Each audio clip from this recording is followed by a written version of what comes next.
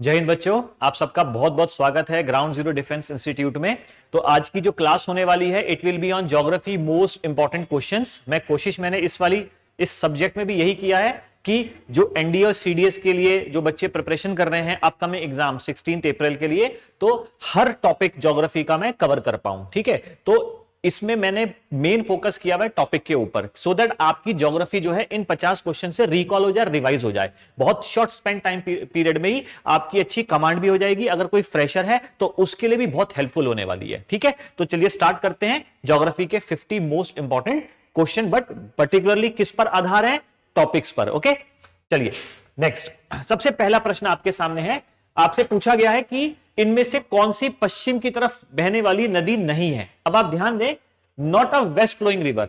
भारत में ज्यादातर जो नदियां हैं वो पूरब की तरफ बहती हैं। ठीक है, आप अगर देखेंगे सुबर्णरेखा, ब्रह्मणी, बैतरानी, महानदी, गोदावरी, कृष्णा, कावेरी, ये सब आपकी पूरब की तरफ बहने वाली नदियां हैं। वहीं पर अगर मैं पश्चिम की तरफ बहने वाली नदियों की बात करता हूं तो आपकी माही हो गई, साबरमती हो गई, नर्मदा हो गई, तापी हो गई। अब कुछ ऐसी नदियां हैं जो बच्चे खास करके छोड़ देते हैं। अब पहले तो मैं इन नदियों के बारे में समझा देता हूं जिन नदियों के बारे में यहां पर मेंशन है।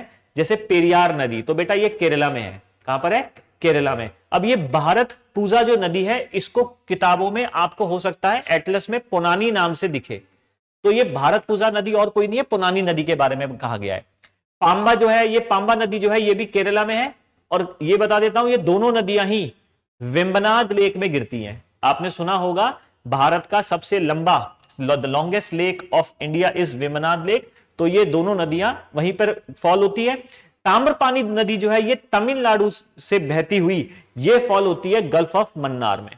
तो अब आप देखें, मैंने आपको चारों नदियों के बारे में बताया है। तो ये तीन नदियां तो पश्चिम की तरफ जा रही हैं, जबकि ताम्रपानी जो है पूरब की तरफ जा रही है, गल्फ ऑफ मन्नार में जाके गिरती है। This is gulf of Mannar, ये आपका श्रीलंका, ये गल्फ ऑफ मन्नार है। तो इसलिए इसका आंसर हो जाएगा डेल्टा। ठीक है, चलिए नेक्स्ट, अगला क्वेश्चन है। Next question is which of the following union territories of India is the smallest in terms of geographical area. तो ये डेमोग्राफी आपने सुना होगा, आपका एक टॉपिक है डेमोग्राफी का। उस डेमोग्राफी में हम सेंसस पढ़ते हैं। तो जैसे जो लेटेस्ट सेंसस हुआ था वो 2011 में, 2021 का भी ड्यू चल रहा है, ड्यू टू कोरोना वो थोड़ा लेट है। तो उस डेमोग्राफी से संबंधित ये क्वेश्चन यूपीएससी ने पूछा है। तो यहां पर दमन एंड दीव, चंडीगढ़, दादरा नागर हवेली और लक्षद्वीप के एरिया आपको इस डेमोग्राफिकल डेटा से आपको मिल जाएंगे। जैसे दमन एंड दीव की बात करें तो करीब 112 स्क्वायर किलोमीटर का एरिया आता है। चंडीगढ़ का, ये दादरा नागर हवेली का 491 आ जाता है। ठीक है, लक्षद्वीप की बात करें तो केवल 32 स्क्वायर किलोमीटर का एरिया आपका लक्षद्वीप का आता है। तो सबसे कम एरिया जो है वो लक्षद्वीप का आ रहा है, इसलिए इसका आंसर है बच्चों डेल्टा। ये आपका डेटा बेस्ड है। फिर बता रहा हूं, आपने अगर सेंसस 2011, अगर आपने सेंसस 2011 अच्छे से पढ़ा है तो आपका ये क्वेश्चन उसी से होगा। और ये मैंने क्वेश्चन देने का मकसद क्या है, आपको ये डेमोग्राफी जरूर पढ़नी है। आप अगर पिछले 2 साल के क्वेश्चन उठाकर देखेंगे तो 2-3 क्वेश्चन आपके रेगुलरली डेमोग्राफी जनगणना 2011 से आए हैं। यहां तक कि एक पर्टिकुलर एग्जाम में तो यह भी पूछा गया था, 2001 से कंपैरिजन था। क्वेश्चन में क्या था? कंपैरिजन भी पूछा गया था। बट एनीवेज मैं आपको सिर्फ यह कहूंगा कि एटलीस्ट आप जनगणना 2011 पढ़कर जाएं। नेक्स्ट पूछा गया है आपसे, विच of the following pairs of old names and new names of island India. अच्छा देखो, ये जहां पर जो द्वीप आपको दिए गए हैं तो ध्यान रखना, ये द्वीप जो है अंडमान निकोबार आइलैंड में है। अंडमान निकोबार आइलैंड जो है वहां पर, because it is a group of island, तो यहां पर बहुत सारे छोटे छोटे द्वीप हैं। तो उन्हीं में से कुछ आइलैंड्स के नाम प्रेजेंट गवर्नमेंट ने चेंज कर दिए हैं। तो जैसे जो रॉस आइलैंड है, जो रॉस आइलैंड है इसका नाम रख दिया गया है बेटा नेताजी सुभाष चंद्र बोस द्वीप। जो नील आइलैंड है इसका नाम रख दिया है शहीद द्वीप। और हैवलॉक का नाम रखा गया है स्वराज द्वीप। ठीक है, तो मैंने आपको बता दिया कि यहां पर आपको बताना था कौन से सही मैच हैं। तो पहला दूसरा तो है इंटरचेंज, तो ना तो ये मैच है ना ये मैच है, केवल थर्ड मैच है, तो इसलिए आंसर हो जाएगा इसका डेल्टा। ओके, समझ पा रहे हैं? ये तीनों आइलैंड कहां पर है? अंडमान। ये करंट अफेयर बेस्ड क्वेश्चन है, ध्यान रखना। करंट में जब ये प्रेजेंट गवर्नमेंट ने इनके नाम चेंज करे थे, तो उसी समय ये क्वेश्चन इसके ऊपर आ गया था। तो आप अंडमान निकोबार आइलैंड के द्वीप जब पढ़ेंगे तो उसको सीक्वेंस में पढ़ना। आपका नॉर्थ अंडमान, मिडिल अंडमान, फिर little Andaman, south Andaman, car Nicobar, तो उन पर्टिकुलर द्वीप के बीच में आपने पढ़े होंगे, डंकन पैसेज पढ़ा होगा, है ना, 10 डिग्री चैनल पढ़ा था हमने, तो क्लास में मैंने ये सब करा चुका हूं। तो ये आइलैंड्स के नाम भी मैंने एटलस में मार्क कराए थे, अगर आपको याद हो।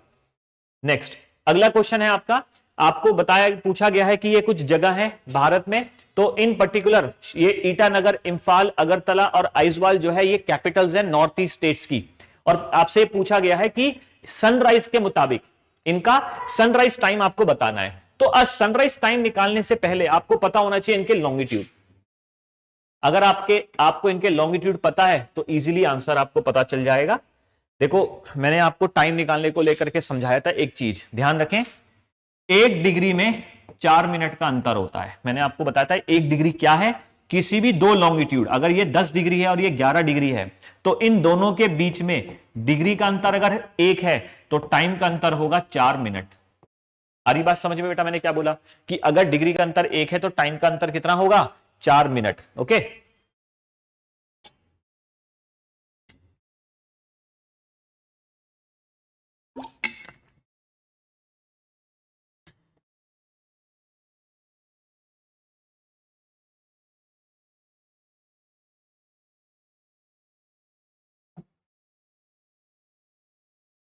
तो बेटा अगर मैं ईटानगर की बात करता हूं तो ईटानगर का जो लॉन्गिट्यूड है वो 93.6 मिनट्स का है।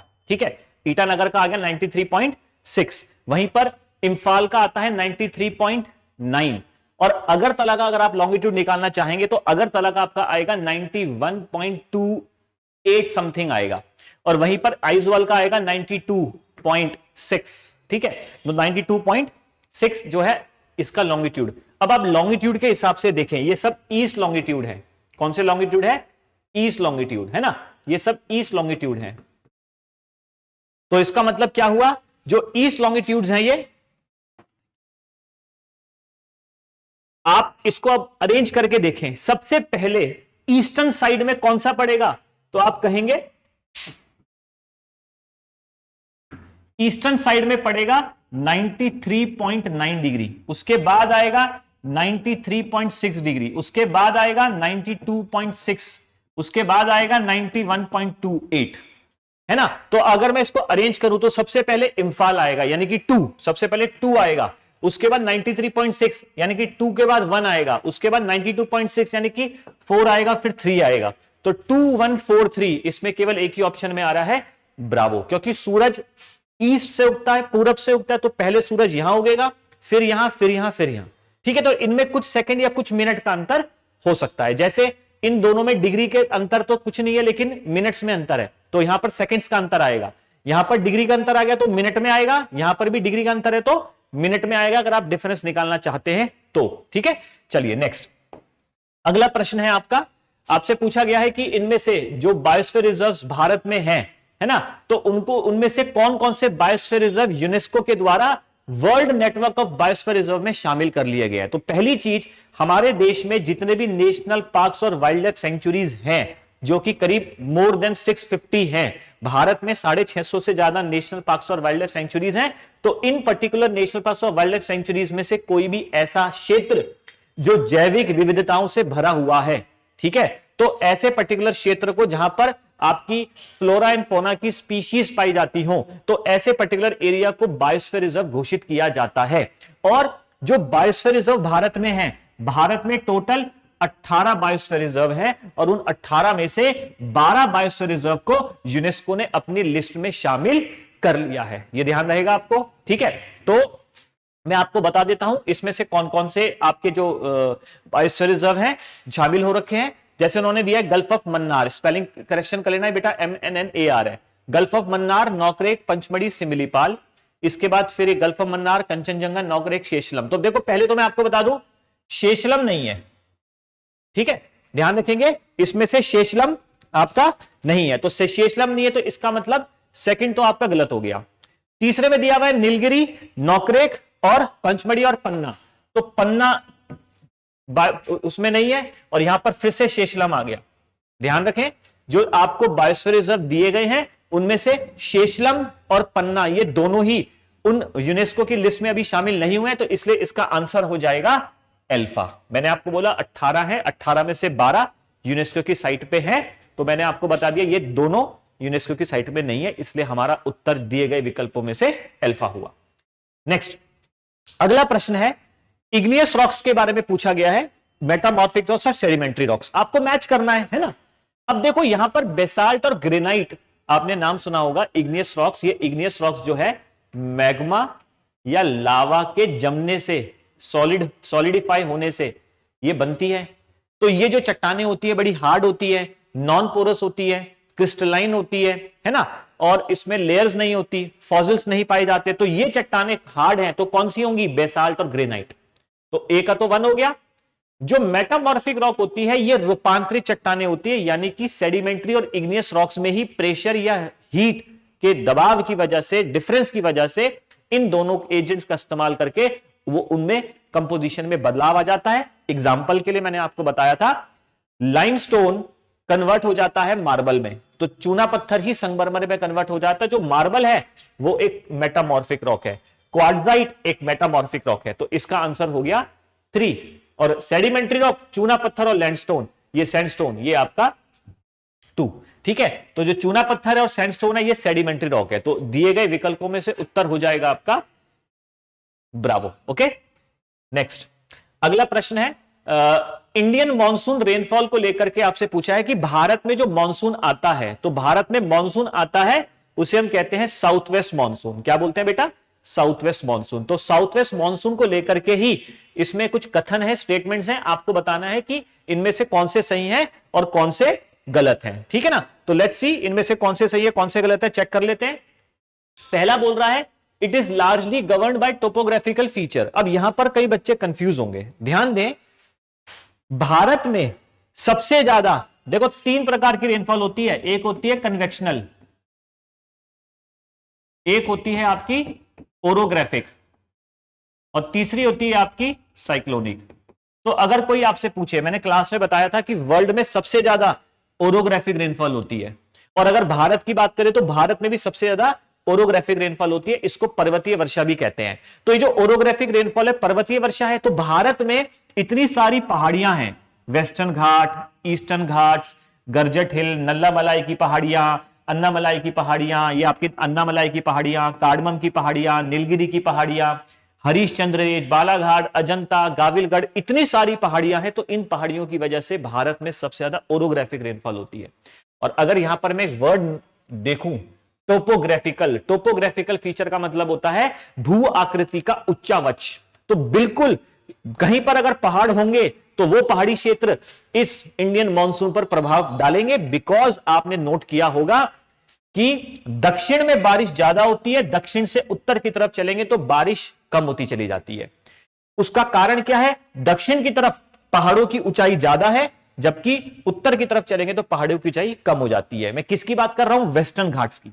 वेस्टर्न घाट्स में उत्तर से दक्षिण पहाड़ों की हाइट बढ़ेगी, तो यहां ज्यादा बारिश होती है, वेस्टर्न घाट में ऊपर की तरफ बारिश कम। इसका मतलब टोपोग्राफिकल फीचर इंडियन मॉनसून पे प्रभाव डालते हैं।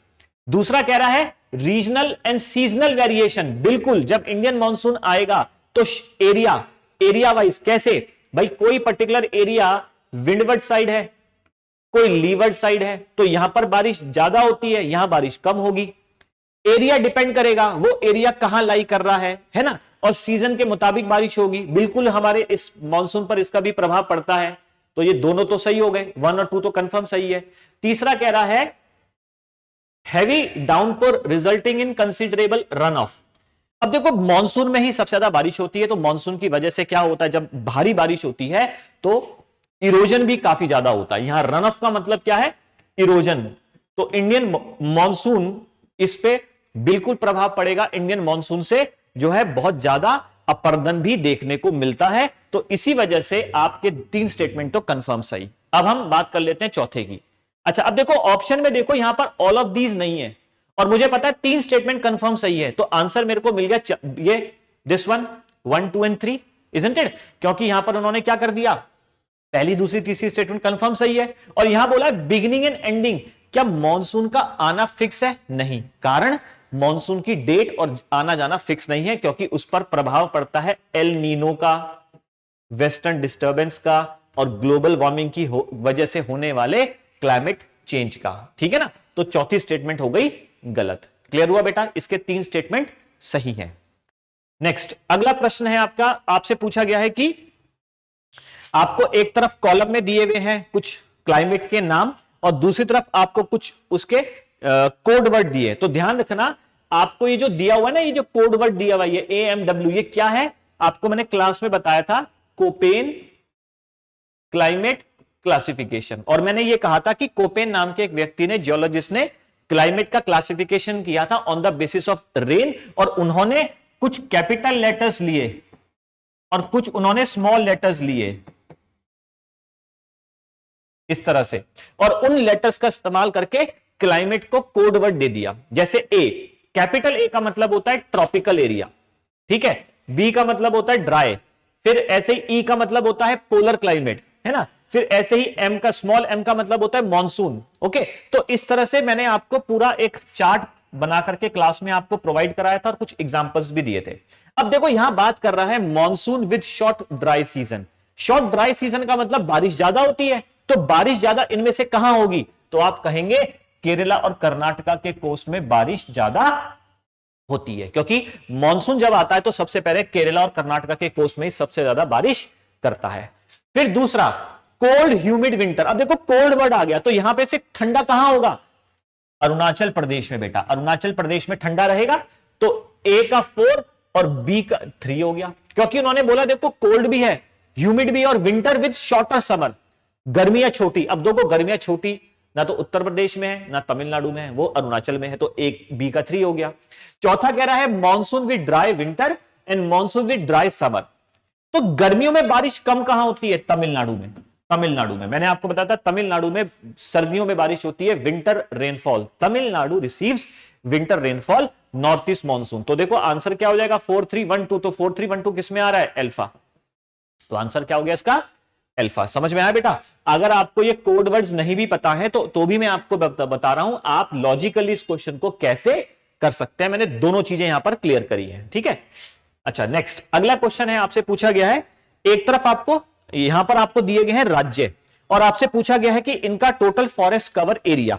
तो देखो झारखंड, झारखंड की बात करें तो 23K के आसपास, 23,000 के आसपास का, सॉरी मैंने छत्तीसगढ़ में लिख दिया, तो ध्यान रखें झारखंड में 23,000 स्क्वायर किलोमीटर का एरिया जो है फॉरेस्ट कवर में आता है।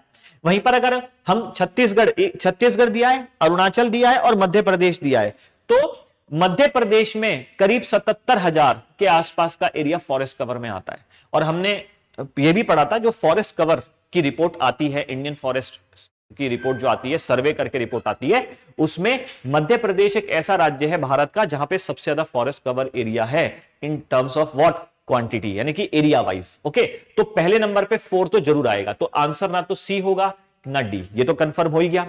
उसके बाद अगर हम बात करें अरुणाचल प्रदेश की, तो अरुणाचल प्रदेश का maximum area under forest cover है, ठीक है, तो इसलिए इसका भी करीब 55,000 के आसपास का अरुणाचल प्रदेश। अब मुझे पता है अगर 4 के बाद 3 आ रहा है तो इसमें केवल एक ही विकल्प है, दैट इज 4 3 2 1। तो यानी कि ऑलरेडी अरेंज है लेकिन नीचे से ऊपर, तो सबसे ज्यादा यहां मध्य प्रदेश में, फिर अरुणाचल, फिर छत्तीसगढ़, फिर झारखंड, ठीक है ना। तो ये आपको अपडेट करना पड़ेगा। इंडियन फॉरेस्ट सर्वे की रिपोर्ट आती है, वो जरूर पढ़ें आप। अगर मैगजीन देख रहे हैं आप कोई भी करंट की, तो वहां से एक क्वेश्चन आपका सॉल्व हो जाएगा। अगला प्रश्न है बेटा, आपसे पूछा गया है Nagarjuna Sagar project is located on which of the following river. तो आपको मैं बता देता हूं, सबसे पहले नागार्जुन सागर जो प्रोजेक्ट है ये आपका आंध्र प्रदेश और तेलंगाना के बॉर्डर पर ही है, लेकिन ये है कृष्णा नदी के ऊपर। किस पर है? कृष्णा नदी के ऊपर। गोदावरी पर भी बने हुए हैं, कावेरी के ऊपर भी बने हुए हैं, महानदी के ऊपर भी पावर प्रोजेक्ट्स बने हुए हैं, जैसे पोलावरम गोदावरी के ऊपर बना हुआ है, हसदेव महानदी के ऊपर बना हुआ है ना। तो कई ऐसे प्रोजेक्ट्स हैं, हाइडल प्रोजेक्ट्स भारत में, हमने अलग से लिस्ट पढ़ी थी, लेकिन जो नागार्जुन सागर है वो कृष्णा नदी के ऊपर है। डायरेक्ट क्वेश्चन पूछा गया है, तो ये मैंने आपका टॉपिक, ये क्वेश्चन मैंने इसलिए उठाया कि आपको हाइडल प्रोजेक्ट्स भी पढ़ने हैं, और खासकर कि वो पढ़ना जो अभी लेटेस्ट न्यूज में पिछले 6 महीने में रहे हैं। अगला प्रश्न आपके सामने है, उन्होंने पूछा है इंडियन स्टैंडर्ड टाइम, ये आईएसटी क्या है बेटा, इंडियन स्टैंडर्ड टाइम 82.5 डिग्री, ये भारत के कुछ राज्यों से पास हो रहा है, तो भारत के 5 राज्यों से पास होता है, और उसका फॉर्मूला मैंने आपको बताया था MOUCA, मौका, यानी कि M for Madhya Pradesh, isn't it? O for Orissa, U for Uttar Pradesh, C for Chhattisgarh, A for Andhra Pradesh. तो अब आप दिए गए विकल्पों में से देख लो, उत्तराखंड तो आएगा ही नहीं, ठीक है, उत्तराखंड नहीं आना, तो उत्तर प्रदेश आ गया, छत्तीसगढ़ आ गया, आंध्र प्रदेश आ गया, उत्तर प्रदेश, झारखंड, झारखंड नहीं आ सकता, ठीक है, तो शुरू के 3 ऑप्शन गलत हो गए, तो हम पर विकल्प बचा क्या, डेल्टा, तो आंसर क्या हो गया, ठीक है, तो इजी था ये, बस आपको थोड़ा सा दिमाग लगाना है। अगला आपसे पूछा गया है, आपको ऑयल रिफाइनरीज दे रखी हैं, अब इन ऑयल रिफाइनरीज को ना तो उत्तर से दक्षिण लगाना है, ना पूरब से पश्चिम, इन्होंने उल्टा क्वेश्चन पूछ लिया है इनके एस्टेब्लिशमेंट ईयर के मुताबिक। तो देखो मथुरा की जो रिफाइनरी है वो 1982 के आसपास बनी थी, ये ध्यान रखना है ना।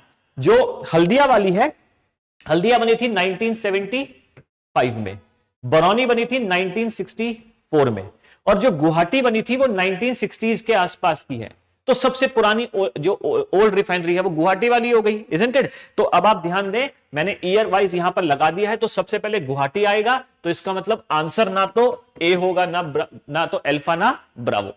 अब आपके पास बचा गुवाहाटी के बाद हल्दिया आएगा या बरौनी, तो पहले तो बरौनी आना चाहिए क्योंकि बरौनी हल्दिया से पहले की है, तो आंसर इसका भी क्या हो गया, डेल्टा। ओके, चलिए अगला प्रश्न है, एक तरफ आपको दे रखे हैं कुछ प्लेसेस, जगह, अब यहां पर आपको इंडस्ट्री को लेकर के क्वेश्चन पूछा गया है, और मैंने आपको यह बताया था कि इंडस्ट्रीज को लेकर के आपके क्वेश्चन, एक आध क्वेश्चन तो ऐसा बेसिक क्वेश्चन एनडीए में आएगा, लेकिन सीडीएस में स्टेटमेंट वाइज ज्यादा पूछ लेगा इसके इतिहास को लेकर के, कि पहली the first iron steel industry, the first cotton textile industry, the first jute mill was established in so and so place in this year. तो आपको थोड़ा सा इतिहास इंडस्ट्रीज का ध्यान रखना पड़ेगा सीडीएस पॉइंट ऑफ व्यू को लेकर।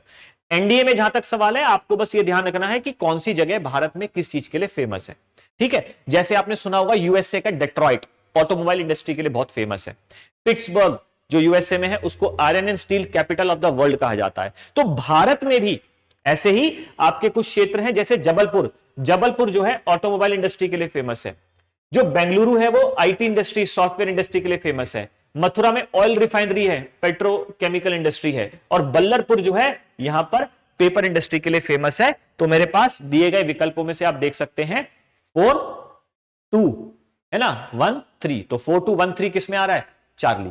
Got it. चलिए अगला क्वेश्चन है, आपसे पूछा गया है कुल्लू वैली जो है हिमाचल प्रदेश में पड़ती है, यहां पर कोपियस का मतलब होता है अबंडेंट, प्रचुर मात्रा में, अधिक मात्रा में स्नोफॉल हो जाती है विंटर्स में, ठीक है। ऑब्वियस सी बात है, सर्दियों में ही हिमाचल में बर्फ पड़ती है, वो क्यों पड़ेगी, बारिश होने की वजह से। अब बारिश क्यों होती है, तो वो होती है वेस्टर्न डिस्टर्बेंस की वजह से। ध्यान रखना, भारत में आपको मैंने जब इंडियन मानसून कराया था तो मैंने बोला था साउथ वेस्ट मानसून सबसे ज्यादा बारिश करता है भारत में, जब ये वापस लौटता है नॉर्थ ईस्ट मानसून की फॉर्म में, तो ये भारत में बारिश नहीं करता। ये केवल एक जगह भारत में बारिश करता है सर्दियों में, वो है तमिलनाडु, क्योंकि तमिलनाडु उसके विंडवर्ड साइड पड़ता है। लेकिन भारत के उत्तर पश्चिम इलाकों पे जो बारिश होती है उसका कारण है पश्चिमी विक्षोभ, जो भूमध्य सागर पे उठने वाला मौसम की क्रिया है, वेस्ट यानी कि जो मौसम खराब होता है, साइक्लोनिक नेचर का है, वो भारत में बारिश करता है। तो उसी, और अच्छी बारिश करता है, तो इसी वजह से हिमाचल में स्नोफॉल विंटर्स में देखने को मिलती है। अब स्टेटमेंट 2 क्या कह रहा है, Kullu valley receives moisture bearing winds of western disturbance during winter. यही मैंने आपको कारण बताया कि स्नोफॉल क्यों हुआ, क्योंकि वेस्टर्न डिस्टर्बेंस अपने संग लेकर आया है पानी वाली हवाएं, है ना, जो हवाएं पानी लेकर आ रही हैं, मॉइस्चर बियरिंग विंड्स आ रही हैं, तो यही यहां पर बारिश करने के लिए जिम्मेदार हैं। तो इसमें दोनों स्टेटमेंट बिल्कुल सही है। अब इसके विकल्प कैसे आते हैं, तो विकल्प ऑप्शन ऐसे आएंगे, ए बी सी डी, उसमें होगा A and R both correct, B में होगा A and R both correct लेकिन इंडिविजुअली करेक्ट, जबकि ए पहले ऑप्शन में क्या होगा, R is correct explanation of A, ठीक है। सी में होगा ए राइट आर रॉन्ग, इसमें होगा ए रॉन्ग आर राइट। तो अब क्योंकि ये दोनों स्टेटमेंट सही है और सेकंड स्टेटमेंट पहले वाले का एक्सप्लेनेशन भी है, तो इसलिए इसका आंसर हो जाएगा अल्फा, ठीक है बेटा। चलो अगला क्वेश्चन है आपका, golden quadrilateral which connects Delhi. अब देखो ये आपका ट्रांसपोर्ट को लेकर के, ये ट्रांसपोर्ट वाला टॉपिक आपको मैंने बताया था। ट्रांसपोर्ट में जब आप रोड ट्रांसपोर्ट करते हैं तो आपको उसमें क्या याद करना है, एक तो जितने भी NHAI और BRO के द्वारा प्रोजेक्ट्स चलाए जा रहे हैं मैंने मेंशन किया था, तो वो प्रोजेक्ट्स में सबसे इंपॉर्टेंट है आपका गोल्डन क्वाड्रिलेटरल।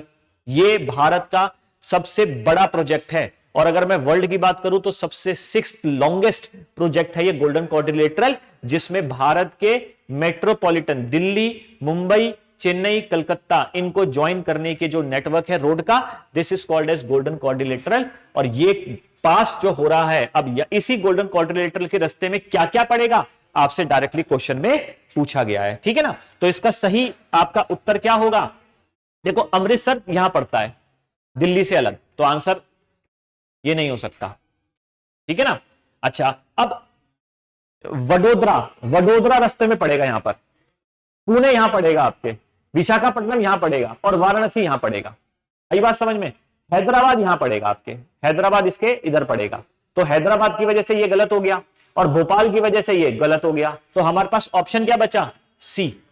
ध्यान दो, मैंने बाकी ऑप्शन गलत कैसे करे, अमृतसर दिल्ली से ऊपर चला गया, हैदराबाद इसके रास्ते में नहीं पड़ता, ठीक है, भोपाल बीच में पड़ेगा, तो इसलिए मैं 3 ऑप्शन गलत कर दिए, बाकी ऑप्शन आपका चार्ली बचा, और मैंने जगह भी बता दी कहां कहां पर लोकेटेड है, तो आंसर ढूंढने में इजी भी हो गया होगा आपको। नेक्स्ट अगला क्वेश्चन है, आपसे पूछा गया है इंटर ITCZ, ध्यान रखना ITCZ, मैंने आपको बताया था जिन पर्टिकुलर ट्रॉपिक्स पर सूरज होता है, सूरज जहां जिस ट्रॉपिक पर होगा वहां पर टेम्परेचर हाई होगा, टेम्परेचर हाई होने की वजह से लो प्रेशर होगा, तो लो प्रेशर होने की वजह से ये हाई प्रेशर को अपनी तरफ अट्रैक्ट करेगा। अब जब हाई प्रेशर अट्रैक्ट होगा तो यहां पर हवाएं आकर के कन्वर्ज होंगी, तो ये एरिया बन जाएगा कन्वर्जेंट जोन, और ये ट्रॉपिक्स के बीच में है, तो इसको कहते हैं inter tropical convergent zone. ITCZ माने जहां जहां सूरज जाएगा वहां वहां ये ITCZ आपको देखने को मिलता है, तो उसी को लेकर के पूछा गया है कि एक लो प्रेशर बेल्ट है, ठीक है, बिल्कुल सही बात है, ये लो प्रेशर बेल्ट है, लेकिन ये क्या नॉर्थ इंडिया और पाकिस्तान में होती है, नो, मैंने बोला जहां जहां सूरज जाएगा वहां वहां ITCZ जाएगा। ये ट्रॉपिक ऑफ कैंसर और कैप्रिकॉर्न के बीच में ऊपर नीचे घूमता रहता है, तो पहली स्टेटमेंट हो गई गलत। दूसरा कह रहा है inter tropical convergent zone invites inflow of winds from different directions, ठीक है, तो यहां पर इंटर ट्रॉपिकल कन्वर्जेंट जोन जो बोल रहा है ये डिफरेंट डायरेक्शन से, यस, यहां पर अलग अलग दिशाओं से, देखो यहां ITCZ यहां है, हवा इधर से भी आ रही है, इधर से भी आ रही है, अलग अलग दिशाओं से हवा आ रही है, तो सेकंड स्टेटमेंट इसकी सही है, तो इसका आपका सही आंसर होगा ब्रावो। ओके, चलो नेक्स्ट अगला प्रश्न है, द नेक्स्ट क्वेश्चन इज आपको नीचे दिए गए स्टेटमेंट में से सही बताना है। पहला है कि ईटानगर, अब देखो अरुणाचल प्रदेश में जो ईटानगर है उसका लोकल टाइम बोला हुआ है कि वो गुजरात से, भाई अरुणाचल प्रदेश गुजरात से 2 घंटे आगे है, बिकॉज अरुणाचल प्रदेश करीब 97 डिग्री ईस्ट पे है, वहीं पर गुजरात जो है वो 68 डिग्री ईस्ट पे है, तो पहली स्टेटमेंट तो सही हो गई। दूसरा कह रहा है कि लोकल टाइम चेन्नई का और लखनऊ का दोनों का सेम होगा, क्यों, क्योंकि दोनों एक लॉन्गिट्यूड में पड़ते हैं, ऑलमोस्ट लखनऊ और चेन्नई सेम लॉन्गिट्यूड पर पड़ते हैं, तो इसलिए सेकंड स्टेटमेंट भी सही। तीसरा कह रहा है कि मुंबई कलकत्ता से 1 घंटे आगे है, यह गलत हो गया, क्योंकि मैंने बोला ईस्ट में सूरज पहले उगेगा, वेस्ट में बाद में उगेगा, तो मुंबई यहां पर है, कलकत्ता यहां पर है, तो मुंबई कलकत्ता से आगे कैसे होगा, मुंबई तो कलकत्ता से पीछे है समय में, तो यहां थर्ड स्टेटमेंट गलत हुई, तो that's why the right answer is alpha. Okay, चलिए नेक्स्ट क्वेश्चन है, which of the following statement is correct. आपसे बोला गया है कि मुंबई में जो बारिश होती है ज्यादा होती है पुणे से, ठीक है, उसका कारण है विंडवर्ड साइड, तो मैंने आपको अभी बताया ओरोग्राफिक रेनफॉल का ये फीचर है। ओरोग्राफिक रेनफॉल में क्या होता है, इसमें एक विंडवर्ड साइड होती है हवा वाली दिशा, और दूसरी होती है levered side rain shadow area, तो मुंबई आपका विंडवर्ड साइड है जबकि पुणे आपके लीवर्ड साइड है, तो जो बादल यहां से बनेंगे और बारिश करेंगे वो जब नीचे उतरते हैं लीवर्ड साइड में, तो वहां पर कंडेंसेशन नहीं होता, टेम्परेचर बढ़ने लग जाता है, जिसकी वजह से बारिश कम होती है, तो पहली स्टेटमेंट तो हो गई सही। दूसरा क्या कह रहा है, जो विदर्भ एरिया है, अब ये विदर्भ एरिया कहां पड़ता है, तो ये महाराष्ट्र में जो नागपुर वाला एरिया है, जो अमरावती वाला एरिया है, वो विदर्भ एरिया माना जाता है, तो ये विदर्भ एरिया जो है सेमी एरिड क्लाइमेट है, ठीक है, ये रेन शेडो एरिया में आता है। यस, हमारे भारत में कई जगहों पर बारिश कम क्यों होती है, उसका कारण है टोपोग्राफिकल फीचर, यानी कि levered side rain shadow area का होना। तो ये विदर्भ में बारिश कम क्यों होती है, उन्होंने बिल्कुल सही बोला, ये सेमी एरिड मतलब अर्ध शुष्क मौसम क्लाइमेट यहां पर देखने को मिलता है, क्योंकि ये रेन शेडो एरिया में पड़ता है। दोनों स्टेटमेंट सही है। तीसरा कह रहा है कि भारत का जो मानसून है वो कश्मीर वैली में सबसे आखिरी में पहुंचेगा। यस, क्योंकि ये यहां से उत्तर दक्षिण से होता हुआ उत्तर जाएगा, और ये जब कन्वर्ज होगा तो फाइनली कन्वर्ज होकर के कश्मीर, पंजाब, हरियाणा, उत्तराखंड, हिमाचल में जाके मिलता है। तो यहां तीनों स्टेटमेंट क्या होगी, सही। तो that's why right answer is alpha. Okay, ये सब इंडियन मॉनसून से जुड़े हुए क्वेश्चन है आपके। ओके, नेक्स्ट अगेन आपसे पूछा गया है कि जो समर मॉनसून होते हैं उसमें विंड ब्लो करती है south western direction in the northern hemisphere. ठीक है, क्यों करती है? अब आप ध्यान दें, मैंने आपको बताया था कि भारत में मई जून के महीने में बहुत गर्मी हो जाती है। तो गर्मी होने की वजह से यहां पर हाई टेम्परेचर होने की वजह से लो प्रेशर हो जाता है। तो लो प्रेशर होने की वजह से इक्वेटर पे हाई प्रेशर है कंपैरेटिवली, और टॉपिक ऑफ कैप्रिकॉन पे उससे भी ज्यादा हाई प्रेशर है। तो ये लो प्रेशर क्या करेगा, हाई प्रेशर को अपनी तरफ अट्रैक्ट करेगा, और जब अट्रैक्ट करेगा तो यहां पर देखो, जब ये अट्रैक्ट करेगा तो ये हवाएं कैसे चलेंगी, कैप्रिकॉन से ऊपर की तरफ जब चलेंगी तो ये कॉरियोलिस फोर्स की वजह से लेफ्ट में मुड़ जाएंगी, इक्वेटर को क्रॉस करते ही ये राइट में मुड़ जाएंगी। ये मैंने आपको बताया था। तो ये जो आपका डायरेक्शन है, ये साउथ वेस्ट है। तो summer monsoon winds blow from south west direction in the northern hemisphere. तो साउथ वेस्ट डायरेक्शन से फ्लो कर रही है, उसका कारण क्या होगा, पढ़ लेते हैं। General direction of winds from Indian Ocean is south western. दूसरा कह रहा है presence of doldrums around the equator. तीसरा कह रहा है low pressure condition in the north west. देखो यहां आंसर आपको मिल गया। मैंने बोला ना कि नॉर्थ वेस्ट में आपके लो प्रेशर क्रिएट होने की वजह से ही उस लो प्रेशर ने इसको अपनी तरफ अट्रैक्ट किया, और कॉरियोलिस फोर्स की वजह से क्या हुआ, ये डाइवर्ट हो गया। तो ये डायरेक्शन क्या है, due to the effect of Coriolis force. Coriolis force के प्रभाव में क्या हुआ, ये हवाएं सीधी ना जाकर के राइट में मुड़ गई।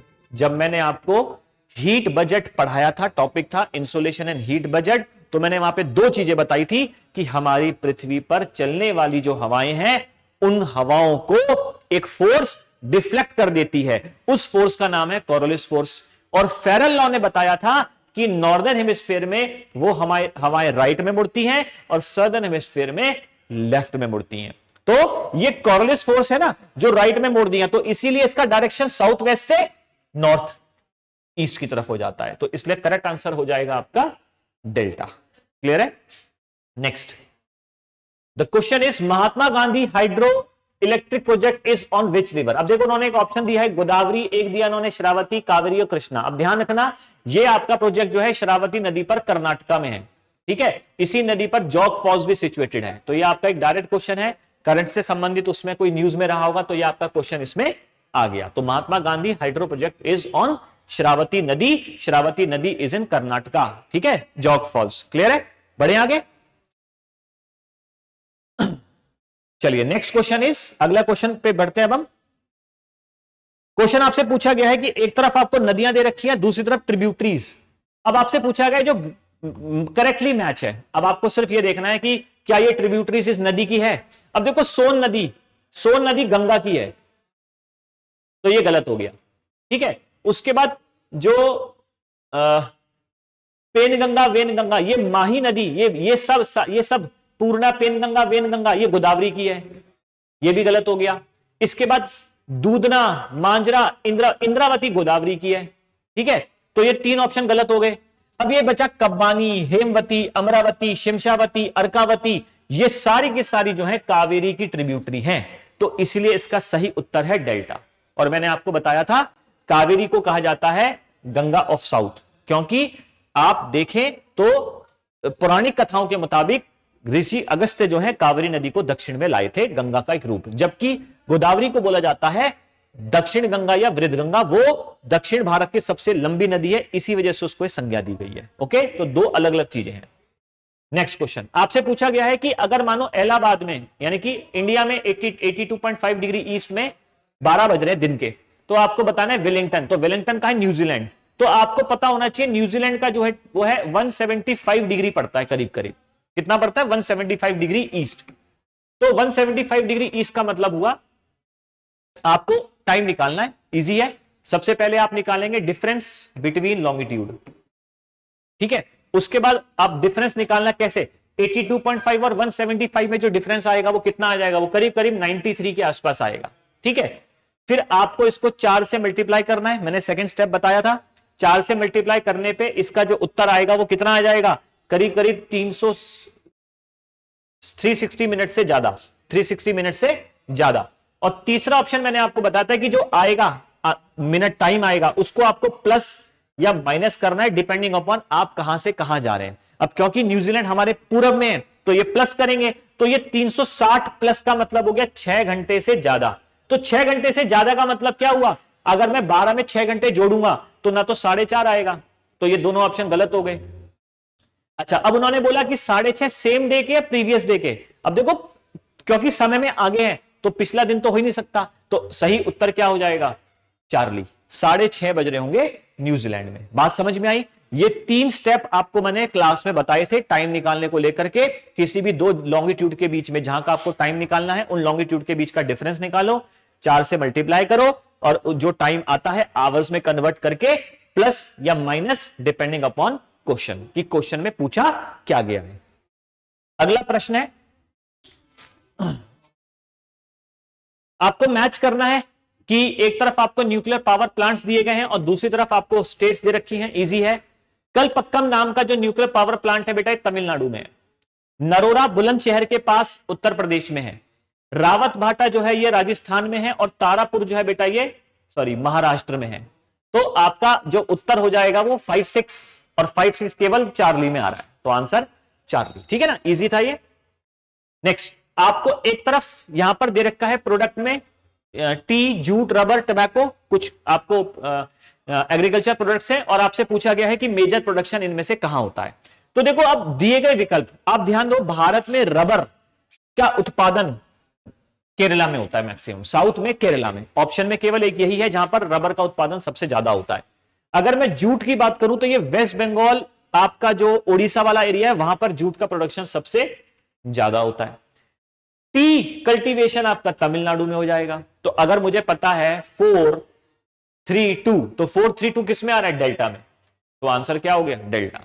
टबैको के लिए आंध्र प्रदेश या तमिलनाडु। ध्यान रखना तमिलनाडु में भी चाय पत्ती होती है, टबैको भी होता है, पर आपको बाकी ऑप्शन भी मैच करने हैं, ठीक है। ऐसा मत, कुछ बच्चे कहेंगे कि सर तमिलनाडु में भी जो है चाय पत्ती, नीलगिरी हिल्स में चाय पत्ती की खेती होती है और टबैको की खेती भी होती है, पर आपको बाकी ऑप्शन भी तो मैच करने हैं। ओके, नेक्स्ट अगला प्रश्न है, आपसे पूछा गया है एक तरफ बॉक्साइट है, कॉपर है, आयरन ओर है और कोल है। तो आपसे पूछा गया है कि इनके माइनिंग्स कहां कहां पर है। अब सबसे पहली चीज आपको मैं बता दूं, जो बालाघाट है ये एमपी में है, कोरबा जो है ये छत्तीसगढ़ में है, ठीक है, केओंझार जो है ये उड़ीसा में है, और बचा आपका क्या, सिंगरेनी, ये है आपका आंध्र प्रदेश, ठीक है, सिंगरेनी इज इन आंध्र प्रदेश। अब आप देख लें बॉक्साइट के लिए कौन सा फेमस है, तो कॉपर, आयरन ओर और कोल। तो आपको चारों मैच करने हैं, तो चारों मैच करने के लिए पहले तो कोल को मैच करो। कोल जो है छत्तीसगढ़ के कोरबा से आपका निकल रहा है, ठीक है। उसके बाद आप अगर देखें आयरन ओर के लिए केओंझार, उड़ीसा का जो केओंझार, क्योंकि सबसे ज्यादा आयरन ओर आपके उड़ीसा में ही है, मैंने आपको लिखवाया था। Iron ore, bauxite, gold, mica, kyanite, asbestos, मैंने आपको कुछ मिनरल्स के बारे में मेंशन किया था, मैक्सिमम प्रोडक्शन और मैक्सिमम इसका रिजर्व, ठीक है, डिपोजिशंस। इसके बाद बचा क्या आपका, एक कॉपर बचा और एक बॉक्साइट बचा। तो बेटा जो बॉक्साइट है, बॉक्साइट के लिए सिंगरेनी और कॉपर के लिए बालाघाट। एमपी का एरिया कॉपर के लिए फेमस है। तो आपके विकल्प क्या हो जाएंगे, 3, 1, 4, 2, तो आंसर हो जाएगा ब्रावो। तो चीजें क्लियर हो रही है, इजंट इट?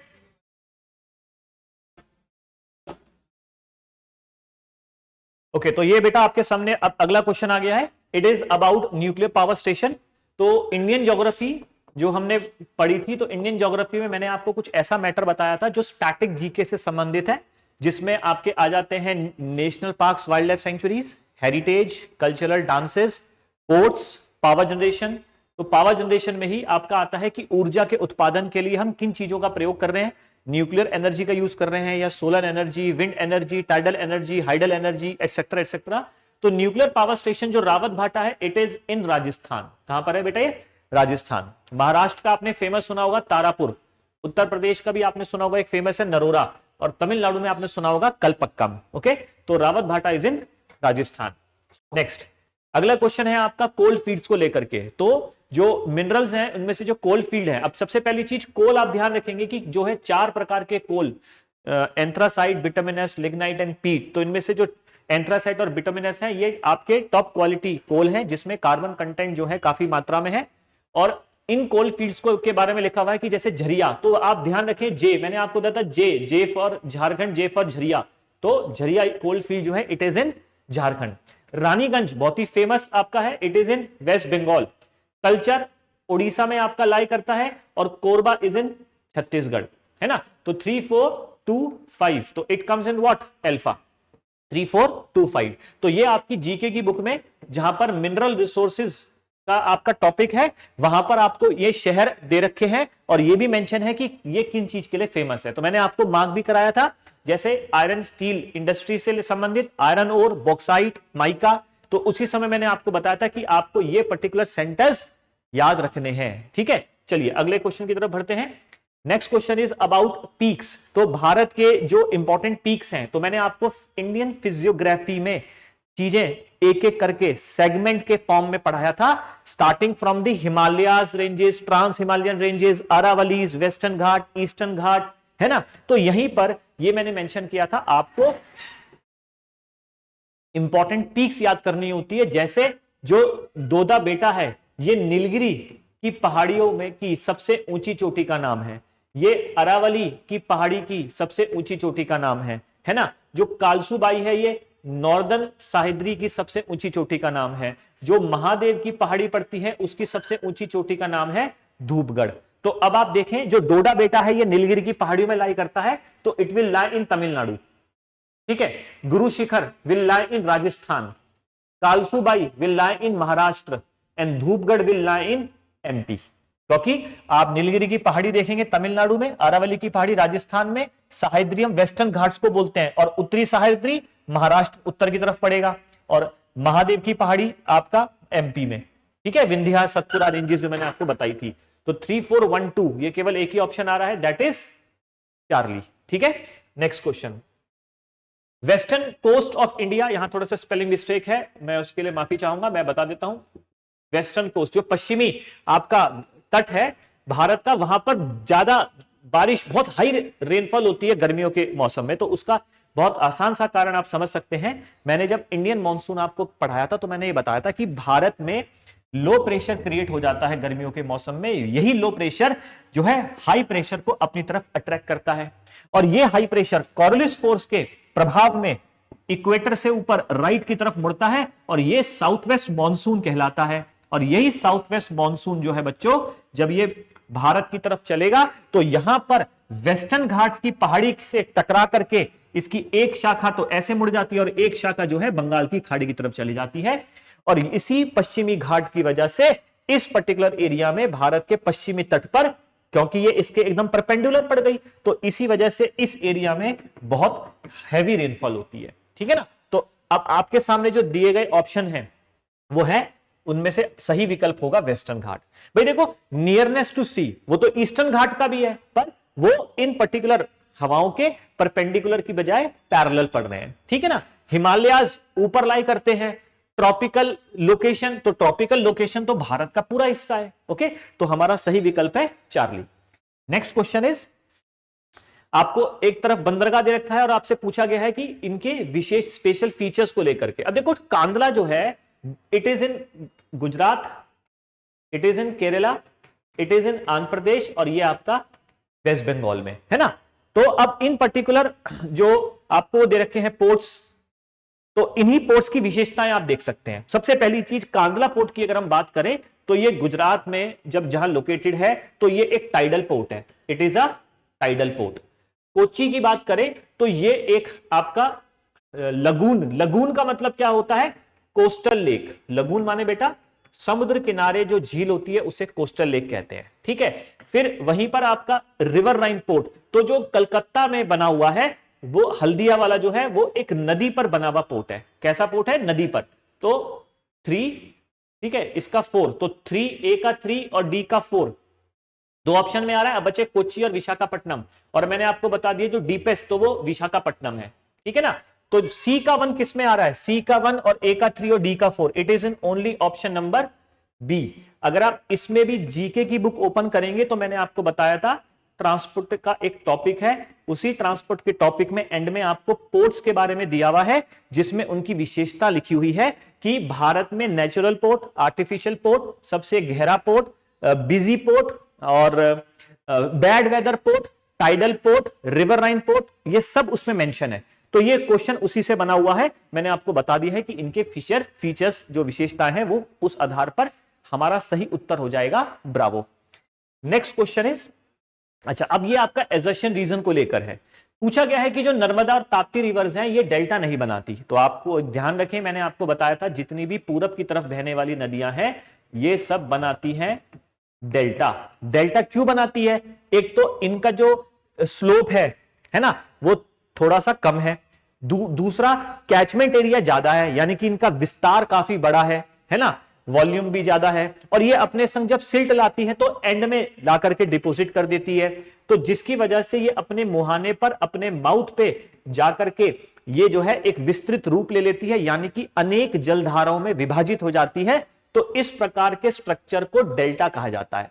जबकि पश्चिम की तरफ बहने वाली जो नदियां हैं उनका स्लोप ज्यादा है, कैचमेंट एरिया कम है, तो उसकी वजह से स्पीड बढ़ने से जो सिल्ट है वो डिपॉजिट ही नहीं हो पाता। तो सिल्ट के डिपॉजिट ना होने की वजह से ये बनाती है नदियां एक ज्वार नद। क्या बनाती है? ज्वार नद। और उस ज्वार नद को आप इंग्लिश में कहते हैं एस्चुरी, ठीक है। तो पहली स्टेटमेंट सही हो गई कि नर्मदा और तापी जो है ये डेल्टा नहीं बनाती, ठीक है।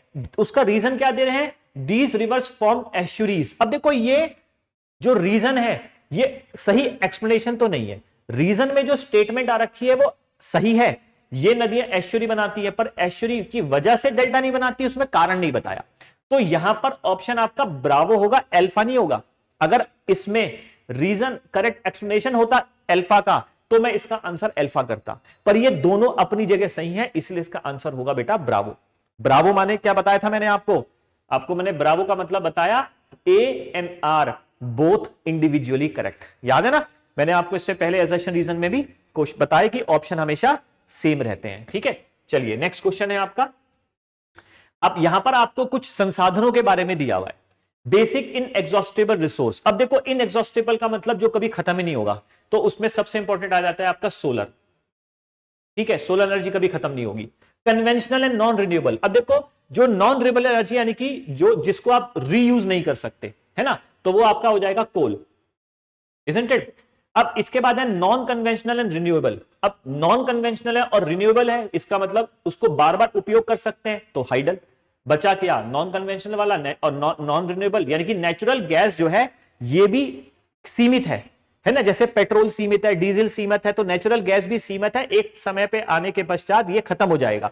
तो जो चीज खत्म हो जाएगी, है ना, उसको कहते हैं what, we called it as what, non conventional, isn't it. और रिन्यूएबल ही नहीं है, वो खत्म हो जाए, उसका आप उपयोग दोबारा नहीं कर सकते, तो इसीलिए इसका 3214 आंसर हो गया, दैट मींस ब्रावो।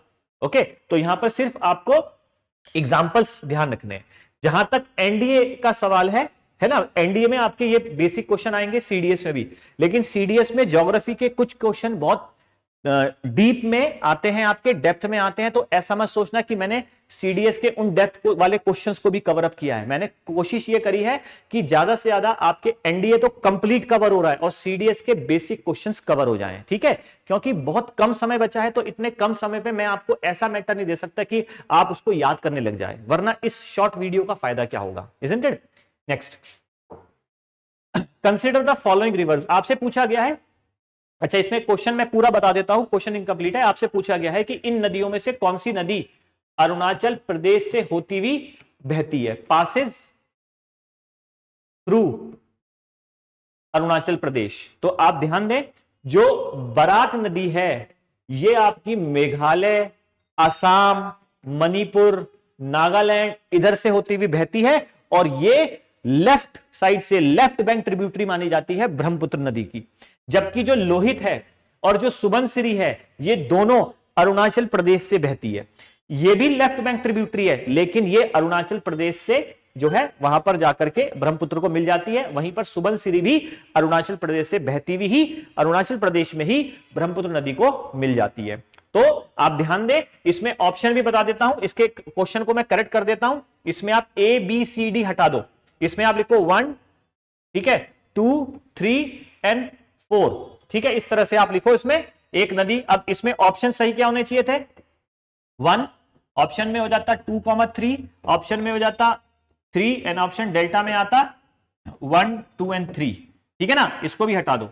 तो अगर आपके ये क्वेश्चन आते तो उस हिसाब से आंसर क्या होता? कंसीडर द फॉलोइंग रिवर्स, इनमें से कौन सी नदी पासिस थ्रू अरुणाचल प्रदेश? तो मैंने बोला लोहित एंड सुबनसिरी, तो that's why bravo would have been the right answer, ठीक है। तो ये क्वेश्चन इनकम्प्लीट था। नेक्स्ट, अगला क्वेश्चन है which of the following pairs of tribe and state is not correctly match. अब देखो, जनजातियों को लेकर के मैं बच्चों को यहां मेंशन कर दूं, आप ग्राउंड जीरो के यूट्यूब चैनल पे अगर जाएंगे तो वहां पर मैंने केवल ट्राइब टॉपिक के ऊपर पूरा विस्तृत एक वीडियो बनाया है, एक लेक्चर मैंने आपको प्रोवाइड कराया है विद नोट्स, और मैंने ट्राइब को बिल्कुल बेसिक से कवर किया है, starting from the ethnic groups, जो एथनिक ग्रुप्स हैं भारत में किस क्रम में आए, ट्राइब्स क्या होती हैं, शेड्यूल्ड ट्राइब्स हमने उसको क्या बोला, उसका पॉलिटिकल एस्पेक्ट, उसका हिस्टोरिकल एस्पेक्ट, उसका ज्योग्राफिकल एस्पेक्ट, मैंने वो पूरा ट्राइब वाली वीडियो में कवर अप किया है, ठीक है। तो आप वहां जाकर के मेरी वो वीडियो चेक कर सकते हैं। अब यहां पे आपसे पूछा गया है कि इनमें से जो करेक्टली मैच नहीं है, ध्यान रखना, थारू जो जनजाति है ये उत्तराखंड की है बेटा, एमपी की नहीं है। तो पहली चीज तो आंसर हमारा मिल गया अल्फा। पर मैं बाकी भी बता देता हूं, आपने इरूला और सहरिया तो सुना होगा, लेकिन ये आदि, ये एक्चुअली में अब आप समझ जाएंगे। अभोर सुना है? अभोर, तो अभोर की पहाड़ियां भी हैं। तो अरुणाचल प्रदेश में जो अभोर की पहाड़ियां हैं वहां पर ही अभोर जनजाति मिलती है, और उन्हीं को आदि जनजाति के नाम से भी संबोधित किया जाता है। तो कुछ बच्चों को ये आदि वर्ड थोड़ा सा नया लग रहा होगा, तो मैंने यहां पर उनके लिए मेंशन किया है। बाकी इरूला सहरिया तो आपको पहले से ही पता है, ठीक है, क्योंकि वीडियो में भी मैंने सारी जनजातियां कवर अप करी है, लेकिन मैंने आदि वर्ड नहीं बताया, तो मैंने आदि वर्ड मैंने आपको बता दिया। यूपीएससी कंपटीशन को जैसे से बढ़ाती है तो आपको भी अपना लेवल बढ़ाना पड़ेगा। नेक्स्ट, अगला क्वेश्चन है डोलड्रम्स comprises the equatorial belt of low atmospheric pressure. अब ध्यान दो, जो डोलड्रम्स हैं ये 5 डिग्री नॉर्थ से 5 डिग्री साउथ के बीच में लाई करते हैं, और ये इक्वेटोरियल बेल्ट है और लो एटमॉस्फेरिक प्रेशर है, तभी तो इनको कहते हैं इक्वेटोरियल लो प्रेशर बेल्ट या बेल्ट ऑफ काम। याद करो, मैंने आपको इंसुलेशन और हीट बजट में पढ़ाया था। फिर ये जो आपकी डोलड्रम्स हैं, इसी डोलड्रम्स में क्या होते हैं, ट्रेड विंड्स आकर के कन्वर्ज करते हैं। ट्रेड विंड्स कन्वर्ज करते हैं ना, 30 डिग्री से 5 डिग्री की तरफ ये ट्रेड विंड्स चलते हैं। तो पहली और दूसरी स्टेटमेंट तो दोनों सही है, कन्वर्ज हो रहे हैं देखो ट्रेड विंड्स आकर के। तीसरा, there is a strong upward movement of air in doldrums. अब अगर यहां पर हाई टेम्परेचर होगा तो लो प्रेशर होगा। लो प्रेशर मतलब हवा गर्म होकर हल्की हो जाएगी, हल्की होकर के ऊपर जाएगी, तो that's why there is a strong upward movement of air in doldrums. तीसरी स्टेटमेंट भी सही हो गई। चौथी क्या कह रहा है, doldrums are characterised by turbulent weather. अब यहां पर आप ध्यान दें, मैंने आपको बताया था इक्वेटर के पास कॉर्लिस फोर्स एब्सेंट होती है, इसकी वजह से, और देखो लो प्रेशर है, तो यहां पर कोई टर्बुलेंट वेदर होने की संभावनाएं है ही नहीं। साइक्लोन्स कभी भी इक्वेटर पे आते ही नहीं है ना, क्यों? क्योंकि वहां पे कॉर्लिस फोर्स 0 है। सो दैट्स व्हाई इसका चौथा स्टेटमेंट गलत है, तो हमारा दिए गए विकल्पों में से सही उत्तर हो जाएगा चार्ली, ठीक है। नेक्स्ट, अगला क्वेश्चन है आपका एगुलास व्हाट ओशन करंट है बेटा, ठीक है ना, इट इज ओशन करंट। तो जो अगुलास नाम के ओशन करंट्स हैं, ये इनमें से कौन से ओशन से? अब यहां फिर मैं आपको क्लियर कर दूं, मैंने ओशन करंट को लेकर के भी एक इस पर्टिकुलर टॉपिक को लेकर के मैंने एक complete video lecture notes prepare करे हैं विद सर्टेन पिक्चर्स, नोट्स मैंने पूरा एक्सप्लेन किया है, उसका कारण, बेसिक एंड एवरीथिंग। पूरा ओशन करंट आपका उससे कवर हो जाएगा। आप मेरी वीडियो आप वहां पे जाके चेक कर सकते हैं। अब एगुलास नाम का जो ओशन करंट है, ये साउथ अफ्रीका में एक जगह पड़ती है, उसी के आधार पर इस समुद्री जलधारा का नाम पड़ा है एगुलास, और ये मेडागास्कर के यहां से बहती है। और आप मुझे बताओ, अफ्रीका है अगर ये, और ये है आपका इंडिया, तो ये कौन सा समुद्र है? Indian ocean. तो ये एगुलास ओशन करंट कहां आएगा? इंडियन ओशन में फ्लो करता है, ठीक है। आ गई बात समझ में? कोई कहे गर्म या ठंडा तो it is a warm ocean current. चलिए नेक्स्ट, अगला क्वेश्चन है आपका, इनमें से कौन सी मिट्टी सबसे ज्यादा सूटेबल है कॉटन कल्टीवेशन के लिए? अब देखो मैंने कोशिश क्या करी है, भले ही मैंने आसान क्वेश्चन रखे हैं लेकिन मैंने कोशिश ये करी है कि टॉपिक सारे कवर हो जाए। सॉइल का टॉपिक एक अलग है, आपको मैंने सॉइल के बारे में बताया था, जो प्राइमरी सॉइल्स होती हैं जिसमें इंपॉर्टेंट आती है alluvial soil, black soil, red या येलो सॉइल, लेटराइट सॉइल, है ना। उसके बाद फिर आपकी सब सॉइल्स आ जाती हैं, desert soil, marshy soil, peaty soil, isn't it? तो यहां पर बोल रहा है कॉटन कल्टीवेशन, तो ध्यान दो, ब्लैक सॉइल को रेगुलर सॉइल मैंने आपको बताया था। ये ब्लैक सॉइल इसको ब्लैक क्यों कहते हैं? क्योंकि इसमें आयरन और एल्यूमिनियम के कंपाउंड्स मौजूद हैं, और पर्टिकुलरली इसमें जो है टिटेनिफेरस मैग्नेटाइट इसमें पाया जाता है, इसकी वजह से इसका कलर ब्लैक है। ये पर्टिकुलर सॉइल जो होती है बहुत चिपचिपी हो जाती है गीली होने पर, और सूखने पर, ये ड्राई होने पर इसमें क्रैक्स पड़ जाते हैं। इस पर्टिकुलर मिट्टी में सबसे ज्यादा कपास की खेती होती है, और ये आपके डेक्कन ट्रैप में पाई जाती है। ये ज्यादातर आपका गुजरात महाराष्ट्र वाला हिस्सा कवर अप करता है। तो जो ब्लैक सॉइल है ये सबसे सूटेबल मानी जाती है कॉटन की खेती के लिए। और मैंने इसमें एक फॉर्मूला भी बताया था, याद करो आप, लिम कैप, ठीक है। अगर कोई आपसे पूछे कि ब्लैक सॉइल में किस चीज की मात्रा पाई जाती है, तो आप कहेंगे lime, iron, magnesium, calcium carbonate, alumina and potash. Okay, मैंने आपको नोट्स में जब लेक्चर दिया था तो पढ़ाया भी था उसमें। नेक्स्ट क्वेश्चन है कि अगर मानो 4 जगह है एक ही मेरिडियन, अब देखो मेरिडियन मतलब लॉन्गिट्यूड, मेरिडियन मतलब लॉन्गिट्यूड, तो एक मेरिडियन है उसमें एक जगह ए है, ये बी है, ये सी है, ये डी है, ठीक है, और सबके बीच में 500 किलोमीटर का अंतर है, यानी कि इनके बीच का डिस्टेंस कितना है? 500 किलोमीटर। तो आपसे पूछा गया है कि लोकल टाइम अगर एक जगह 12 बज रहे हैं, मानो यहां पर 12 बज रहे हैं दिन के, तो पूछा गया है कि बाकी 3 जगहों पर टाइम क्या होगा? आप मुझे बताएं, एक ही लॉन्गिट्यूड पर, पूरे लॉन्गिट्यूड पर हम टाइम सेम लेते हैं, अगर लॉन्गिट्यूड का डिफरेंस होता तो टाइम में अंतर होता। The place on same longitude experience same time, because जब सूरज चमकेगा तो पूरे लॉन्गिट्यूड पर चमकेगा, आधे पे थोड़ा चमकेगा, तो that's why correct answer will be 12। इसमें लॉजिक आपको लगाना है, इसमें कोई कंसेप्ट नहीं है, सिर्फ आपका थोड़ा सा कॉमन सेंस अगर आपका होगा तो ये इजीली आप उसको कर लोगे, ठीक है ना। वो जो आपका कॉमन सेंस धीरे धीरे बढ़ भी जाता है पढ़ते पढ़ते, आई नो अबाउट दैट, ठीक है।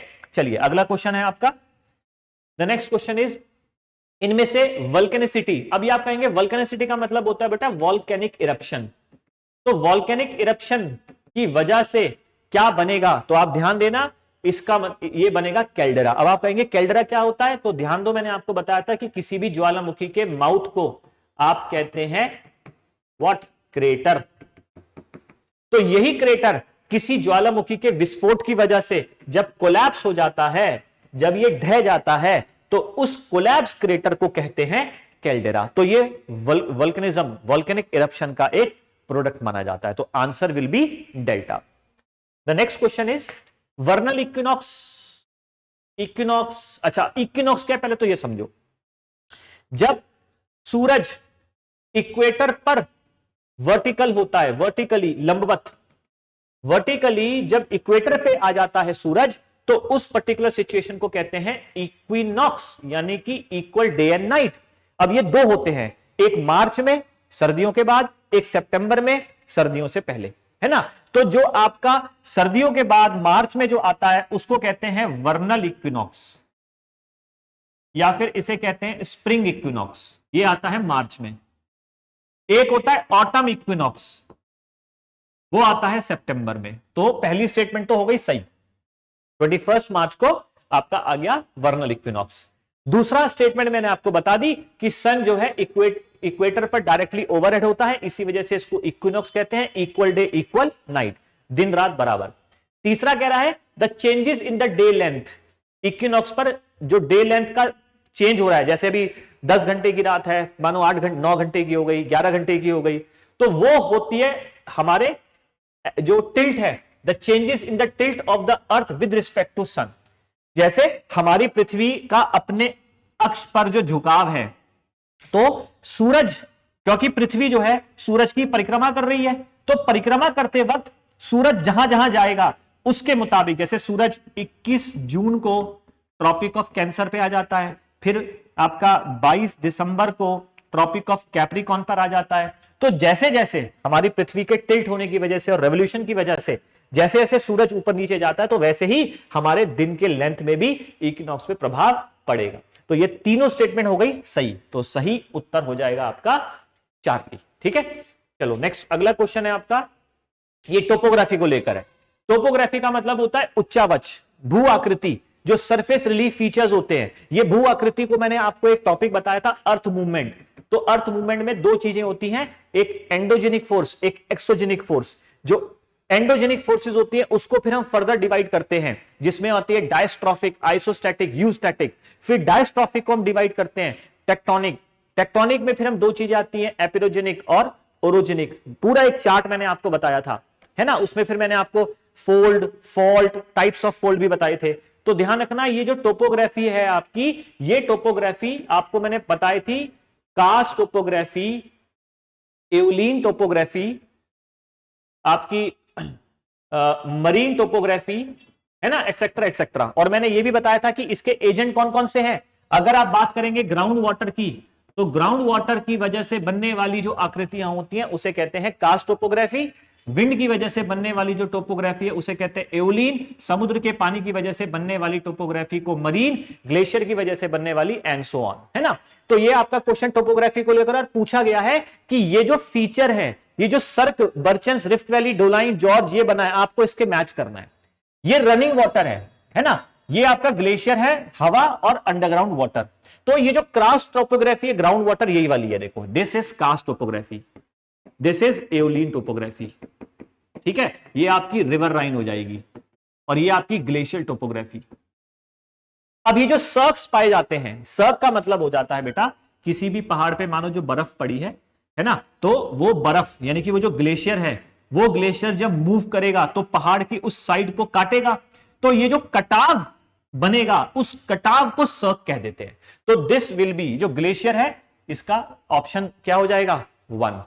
ये जो बर्चन्स है ये आपने रेगिस्तान में सुने होंगे, है ना। रेगिस्तान में बनने वाले जो सैंड ड्यून्स के आर्क है, आर्क शेप का जो आपके बनते हैं, उस ग्रुप ऑफ सैंड ड्यून्स को आप क्या कहते हैं, बर्चन्स। तो इसका आंसर हो जाएगा 2, विंड वाला। रनिंग वाटर, अब देखो रनिंग वाटर, ये जॉर्ज माने क्या होता है, ये एक वी शेप वैली है, वी शेप वैली। तो जो जॉर्ज है ये आपका रनिंग वाटर की वजह से बनता है, तो ये हो जाएगा 5।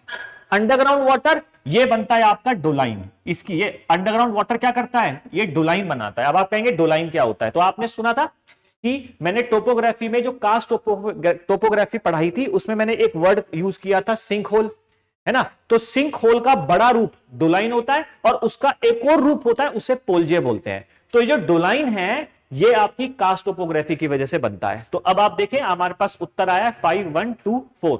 तो वो आपका ऑप्शन केवल किस में आ रहा है, अल्फा, ठीक है ना। तो आपका विकल्प मैंने आपको बता दिए और मैंने आपको एक टेबल भी व्हाट्सएप किया था, आपने याद करा हो, क्लास में मैंने आपको बताया था कि ये टेबल भी आप याद करेंगे। क्वेश्चन किस प्रकार का आता है कि विच, ये जो फीचर है इनमें से किस पर्टिकुलर टोपोग्राफी का माना जाएगा, ठीक है ना। ज्यादातर क्वेश्चन आपके इस तरह से बनते हैं, जैसे cirque, barchan, rift valley, doline, gorge, hummocks, stalactites, stalagmites, etcetera etcetera. तो आपको वो टेबल याद करके जाना है।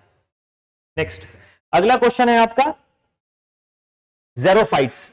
अब ये ज़ेरोफाइट्स का नाम आते ही आप याद करो, मैंने आपको मीजोफाइट, ज़ेरोफाइट, हेलोफाइट, हाइड्रोफाइट, ये सब मैंने इस तरह के आपको क्लाइमेट और वेजिटेशन में बताए थे। तो यहां ज़ेरोफाइट्स को लेकर पूछ लिया गया है। जो ज़ेरोफाइट्स होते हैं ऐसे पेड़ पौधे जो ड्राई कंडीशन में उत्पन्न होते हैं। तो यहां पर से ड्राई कंडीशन कौन सी होगी, हॉट एंड एरिड। एरिड मतलब शुष्क परिस्थितियों में उत्पन्न होने वाली। तो इसका आंसर हो जाएगा अल्फा। नेक्स्ट अगला क्वेश्चन आपके सामने दिया हुआ है डेजर्ट को लेकर। अब देखो मैंने जब वर्ल्ड ज्योग्राफी कराई थी तो मैंने आपको यह बताया था, देखो कालाहारी डेजर्ट अगर आप देखेंगे तो अफ्रीका कॉन्टिनेंट के नीचे जो साउथ अफ्रीका है उसी के ऊपर एक कंट्री पड़ती है बोत्सवाना और यहां पड़ती है नामीबिया। तो उसी बोत्सवाना में मैक्सिमम स्प्रेड है कालाहारी। तो कालाहारी का आंसर हो जाएगा, ठीक है, बोत्सवाना। नामीबिया के जस्ट ऊपर पड़ जाता है अंगोला। तो जो नामीब डेजर्ट है, अब नामीबिया तो ऑप्शन में है ही नहीं, तो इसलिए इसका आंसर हो जाएगा 1, है ना। न्यूबियन डेजर्ट आप देखेंगे it is in north Africa, है ना। तो इसका आंसर हो जाएगा आपका 2। और एटाकामा डेजर्ट, जिसको वर्ल्ड का सबसे ड्राइएस्ट डेजर्ट कहा जाता है, it lies in south America. तो इसमें से साउथ अमेरिकन कंट्री कौन सी है? चिली। तो इसका आंसर हो गया आपका 4। तो 3, 1, 2, 4 would be the right option, और वो हमारे पास आ रहा है डेल्टा में। Okay, got it. चलिए नेक्स्ट। अच्छा, आप ये भी ध्यान रखना कि जो मैंने डेजर्ट्स बताए थे आपको, मैंने ये भी मेंशन किया था कि यहां पर जैसे ऑस्ट्रिच बर्ड पाई जाती है, कौन सी जनजाति यहां पर पाई जाती है, आपको ये भी ध्यान रखना है। ये नामीब डेजर्ट क्यों बना हुआ है? कोल्ड करंट की वजह से। कौन सा कोल्ड करंट? बेंगोला कोल्ड करंट की वजह से। तो सब चीजें आपकी रिकॉल हो जानी चाहिए उससे।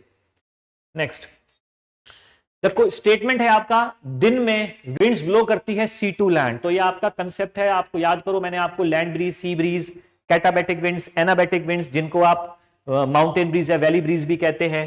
तो if suppose this is land, this is sea, तो आप दिन की बात कर रहे हैं, तो दिन में जो जमीन होती है वो जल्दी गर्म भी होती है, जल्दी ठंडी भी होती है। तो यहां पर हाई टेम्परेचर की वजह से लो प्रेशर क्रिएट हो जाएगा, कंपैरिजन इन कंपैरेटिव टू सी। समुद्र के मुकाबले जमीन जल्दी गर्म हो जाएगी, जल्दी गर्म होने की वजह से लो प्रेशर, और इसके कंपैरिजन में यहां पर हाई प्रेशर। तो विंड कहां से कहां चलती है? High to low.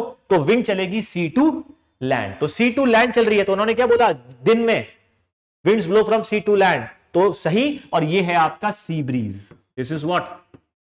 C breeze. अगला क्या है?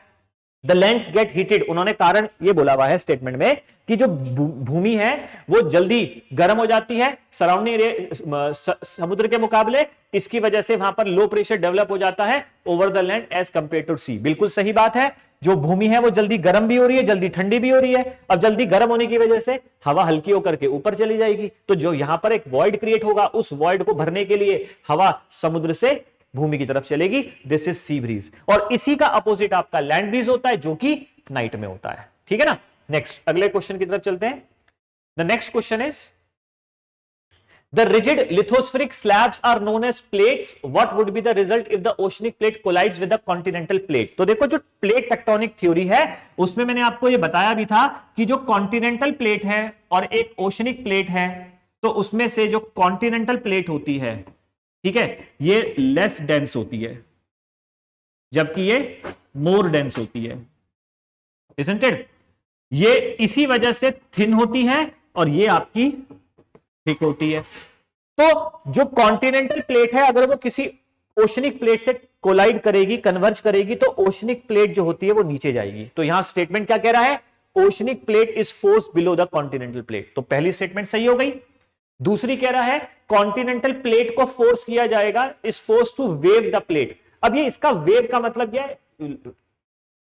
वो प्लेट में एक वेव जनरेट कर देगा, तो ये गलत हो गया। कॉन्टिनेंटल प्लेट जो है उसमें वेव जनरेट नहीं होगी। Continental and oceanic plate never collide, गलत। कॉन्टिनेंटल और ओशनिक प्लेट के कोलिजन की वजह से ही एंडीज माउंटेन्स का या मरियाना ट्रेंच जैसी आपके इंपॉर्टेंट ज्योग्राफिकल फीचर्स का निर्माण हुआ है। तो यहां पर सिर्फ एक स्टेटमेंट सही है, that's why the correct answer would be alpha. Okay, next. अब यहां पर आपसे क्वेश्चन पूछा गया है, एरियाज आपको दिए हुए Silvassa, savanna, tundra and monsoon. आप ध्यान रखना, सेलवास को मैंने बताया था जो ट्रॉपिकल एवरग्रीन फॉरेस्ट होता है उसका एक नाम सेलवास है। ये सवाना आर दी ग्रासलैंड्स, ये क्या है? आपके ग्रासलैंड्स हैं with less trees and more grasses. और इन्हीं ग्रासलैंड्स को अलग अलग कंट्री में अलग अलग नाम से जाना जाता है, जैसे आपने सुना होगा prairies, llanos, campos, pampas, steppes, pusztas, savanna, veld, downs etcetera. Tundra is इसको कहते हैं बैरन लैंड, और ये टुंड्रा जो है फिनिश एक वर्ड है, ये आपका टुंड्रा एरिया पड़ता है आर्कटिक और एंटार्क्टिक वाले एरिया में। ठीक है, और मॉनसून लैंड का मतलब क्या हो जाता है? जहां पर आपके ट्रॉपिकल एरिया आता है। अब आप मुझे बताएं कि जहां पर बहुत ज्यादा बारिश होती है वो ट्रॉपिकल एवरग्रीन फॉरेस्ट है। तो ज्यादा बारिश होगी तो ज्यादा डाइवर्सिटी देखने को मिलेगी फ्लोरा एंड फौना की। तो अनेक प्रकार की, विभिन्न प्रकार की जो हमें वनस्पति मिलेगी, उन्हीं में से एक वनस्पति है एपीफाइट्स। जैसे मैंने बोला ज़ेरोफाइट, तो ऐसी एक एपीफाइट भी होता है। एपीफाइट का मतलब ऐसे पेड़ पौधे जो दूसरों का सहारा लेकर के पनपते हैं, वो आपके पाए जाते हैं सेलवास में, ट्रॉपिकल एवरग्रीन फॉरेस्ट में। तो ए का तो हो गया बेटा 3, ए का हो गया 3। सवाना ग्रासलैंड है, तो देखो बी का हो गया 4। टुंड्रा क्या है? बैरन। तो यहां पर वनस्पति कैसी होगी कि घास वाली, मॉसेस एंड लाइकन्स, तो इसका आगे हो गया 2, तो बचा क्या मॉनसून, इसका हो गया 1। ठीक है ना, तो इसलिए 3 4 2 1 वो एक ही में आ रहा है डेल्टा, तो करेक्ट आंसर हमारे पास आ गया डेल्टा। ठीक है ना, चलिए नेक्स्ट क्वेश्चन है आपका, एन अपफोल्ड इन रॉक इज। आप ध्यान दें कुछ चीजें, अगर आपने ये डायग्राम फिजिक्स में देखा होगा तो आप कहेंगे sir this is crest and this is trough. Bio में आपने अगर पढ़ा हो तो बायो में भी हमारे जो ब्रेन में जो इस तरह के फोल्ड वगैरह होते हैं तो उसको आप गायरे और सल्काई के नाम से जानते हैं। ज्योग्राफी की अगर हम बात करते हैं तो ज्योग्राफी में ये जो आपका स्ट्रक्चर दिख रहा है तो इसको कहते हैं एंटीक्लाइन और इसे कहते हैं सिंक्लाइन। तो ये फोल्ड है, ये एक प्रकार का फोल्ड, जब दो कॉन्टिनेंटल प्लेट आपस में टकराएंगी तो टकराने की वजह से जो ऊपर एक फोल्ड अपफोल्ड होगा, ऊपर की तरफ एक फोल्ड बनेगा, उसको हम एंटीक्लाइन कहते हैं। अब यहां पर कुछ बच्चे जो है कंफ्यूज होंगे कि sir Horst, it is Horst, HORST, sir horse भी तो आपने पढ़ा था ऊपर वाला भाग। तो ध्यान देना, किसी भी पर्टिकुलर भूमि, कोई भूमि है, उस भूमि में अगर उसका एक हिस्सा नीचे चला गया, एक हिस्सा वहीं रहा, एक हिस्सा नीचे चला गया, तो जो हिस्सा वहीं रहा उसको हम कह देते हैं हॉर्स्ट, और जो हिस्सा नीचे चला गया उसे बोल देते हैं ग्रेबन। तो यहां पर ये कोई अपफोल्ड नहीं है, यहां पर कोई फोल्डिंग नहीं हुई, यहां पर वो हिस्सा वहीं की वहीं रहा, बाकी हिस्सा नीचे चला गया, इसलिए इसका आंसर हॉर्स नहीं हो सकता। बात समझ में आ गई, आंसर एंटीक्लाइन क्यों होगा। Okay, next question is volcanic eruption is accompanied by earthquake. Yes, जब भी ज्वालामुखी उद्गार, ज्वालामुखी विस्फोट, वॉल्केनिक इरप्शन होता है तो कुछ ट्रेमर्स आपको एक्सपीरियंस होते हैं, तो it is accompanied by earthquakes. Yes, earthquake आपको ट्रेमर्स वहां पे महसूस होंगे। वॉल्केनोस जो है उसमें से वाटर वेपर और डस्ट पार्टिकल्स जो है एटमॉस्फेयर में फैल जाते हैं और इसी वजह से आपकी सॉइल, फर्टाइल सॉइल का भी निर्माण होता है। ये वल्कनिज्म जब हुआ था पृथ्वी पर तभी तो ये एटमॉस्फेयर बना और ये ओशन का निर्माण हुआ। तो जब वल्कनिज्म हुआ पृथ्वी पर तो वाटर वेपर, डिफरेंट गैसेस बाहर निकली, यानी कि डी गैसिंग प्रोसेस हुआ और उसी डी गैसिंग की प्रक्रिया की वजह से ही इस एटमॉस्फेयर का और हाइड्रोस्फेयर का निर्माण हुआ। तो ये दोनों स्टेटमेंट आपकी बेटा सही मानी जाएगी। ठीक है, नेक्स्ट क्वेश्चन इज आपका सिंपल क्वेश्चन पूछा गया है, which of the following is the driest. अब कई बच्चे सोचते हैं कि सहारा हो जाएगा या थार हो जाएगा, Kalahari. No, it is Atacama which is in Chile. ये सबसे सूखा रेगिस्तान माना जाता है, ऑलमोस्ट बारिश नेग्लिजिबल है। गोबी डेजर्ट एक कोल्ड डेजर्ट है जो आपकी मंगोलिया साइड में है, ये आपका अफ्रीका के नॉर्थ में है और ये आपके अफ्रीका के साउथ में है। ठीक है ना, तो जो ड्राइएस्ट है it is Atacama. Now the last question of this particular video. ठीक है, इसके बाद मैं आपसे इजाजत चाहूंगा और शुभकामनाएं भी मेरी। The question is Coriolis effect is the result of. आपको मैंने बताया था कि जब भी कोई स्फेरिकल ऑब्जेक्ट रोटेट करता है तो स्फेरिकल ऑब्जेक्ट के रोटेट करने की वजह से उसमें इक्वेटर से एक ऐसी फोर्स जनरेट होनी शुरू होती है जो पोल्स की तरफ बढ़ती है और ये फोर्स पृथ्वी पर चलने वाली जो प्लैनेटरी विंड्स हैं, रेगुलर विंड्स हैं, इनके फ्लो को चेंज कर देती है। तो ये फोर्स पृथ्वी के रोटेशन की वजह से जनरेट हुई, ना कि रेवोल्यूशन की वजह से, ना इंक्लिनेशन की वजह से, ना प्रेशर ग्रेडियंट। तो इसलिए हमारा आंसर भी क्या होगा, अर्थ रोटेशन। ठीक है ना, कॉरियोलिस फोर्स की वजह से ही विंड्स जो है इनके फ्लो को ये चेंज करती है। और यही मैंने आपको बताया था कि फेरल लॉ ने बताया कि विंड्स नॉर्दर्न हेमिस्फीयर में राइट में और सदर्न हेमिस्फीयर में लेफ्ट में मुड़ जाती है। ठीक है ना, तो आई थिंक सो आपके जो मैंने 50 क्वेश्चन लिए हैं, ये कोशिश ये करी है कि बच्चे डिस्करेज ना हो। कई बच्चे फ्रेशर है, कई बच्चे वीक हैं, कुछ बच्चे ऐसे भी होंगे जो बहुत अच्छा पढ़ रहे होंगे। तो हो सकता है उनको लग रहा होगा कि सर ये हमें तो और डीप में क्वेश्चन चाहिए थे, but I will be trying कि मैं नेक्स्ट टाइम अगली जो वीडियो बनाऊंगा अगले सेशन के लिए तो उसमें मैं और इससे और टफ क्वेश्चन, आपके ऐसे क्वेश्चन जो थोड़ा यूपीएससी के लेवल के सीरियस पॉइंट ऑफ व्यू को लेकर के हो तो आपका नॉलेज और चर्न हो जाए। तो फिलहाल मेरा पहला लेवल, मेरा मकसद था कि लेवल थोड़ा मैं 1 फेज पे रखूं जिससे बच्चों धीरे धीरे मनोबल बढ़े, क्योंकि एंड मूवमेंट पे बहुत हार्ड चीज पढ़ा करके बच्चे डिस्करेज भी हो सकते हैं। ठीक है ना, एनीवेज ग्राउंड जीरो की तरफ से आप सबको बहुत बहुत शुभकामनाएं। All the very best for the upcoming examination. हमारे संग जुड़े रहे, अब वीडियोस आप देखते रहे इसी तरीके से। नेक्स्ट टाइम आपसे जल्द मुलाकात होगी, तब तक के लिए जय हिंद, जय भारत।